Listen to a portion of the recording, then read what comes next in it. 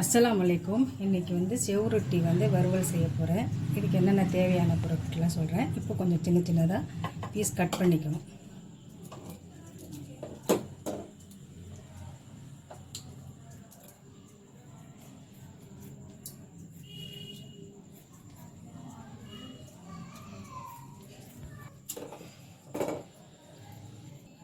செவ்வொட்டியை கழுவிட்டு தான் கட் பண்ணணும். அப்படி இல்லைன்னு சொன்னால் அப்படி ரத்தம் அதில் போயிடும். அதனால் கழுவிட்டு கட் பண்ணுங்க.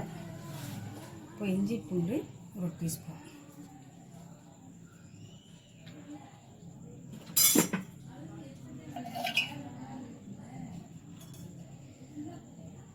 மஞ்சத்தூள் ஒரு டீஸ்பூன், மிளகாய்த்தூள் ஒரு டீஸ்பூன்,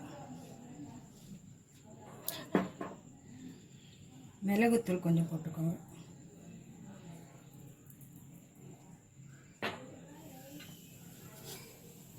உப்பு தேவையான அளவு,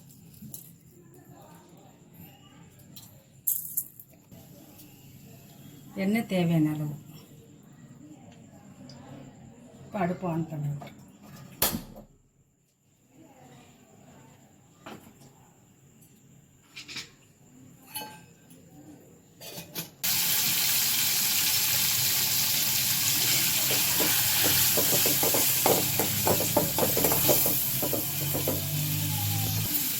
கொஞ்சம் நல்லா எண்ணெயிலே வதக்கி விடுங்க. இஞ்சி பூண்டு போட்டிருக்கோம் இல்லையா, இதோட வாசனை போகணும். அதனால் கொஞ்சம் வதக்கி விட்டுட்டு அதுக்கப்புறம் தண்ணி போடணும்.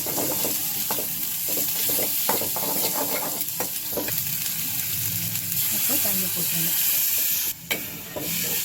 இந்த செவ்வொட்டிக்கு மேலே இருக்கணும் தண்ணி, கொஞ்சம் வேகணும். அதனால் கொஞ்சம் தண்ணி கொஞ்சம் போடுங்க.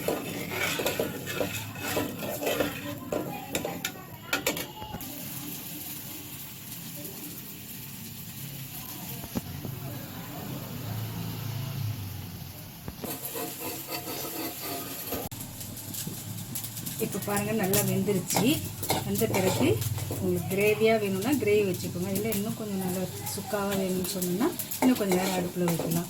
தோசை, இட்லி இது மாதிரி எல்லாம் தொட்டு சாப்பிட்லாம். கடைசியில் கொஞ்சம் கொத்தமல்லி தழை போட்டுருங்க. இது வாய் புண்ணுக்கு, ரத்த சோறு கம்மியாக இருக்கிறவங்களுக்கு இதெல்லாம் சாப்பிட்டோன்னு சொன்னால் நல்லாயிருக்கும். இது செவ்வொட்டி செஞ்சு சாப்பிட்டு பாருங்கள். டேஸ்டியான செவ்வொட்டி ரெடி. லைக் பண்ணுங்கள், ஷேர் பண்ணுங்கள், சப்ஸ்கிரைப் பண்ணுங்கள், பெல் பட்டனை கிளிக் பண்ணுங்கள். உங்கள் ஃப்ரெண்ட்ஸ்க்கும் ஷேர் பண்ணுங்கள். கண்டிப்பாக இந்த செவ்வொட்டி ட்ரை பண்ணி பாருங்கள். ரொம்ப ஹெல்த்தியானது.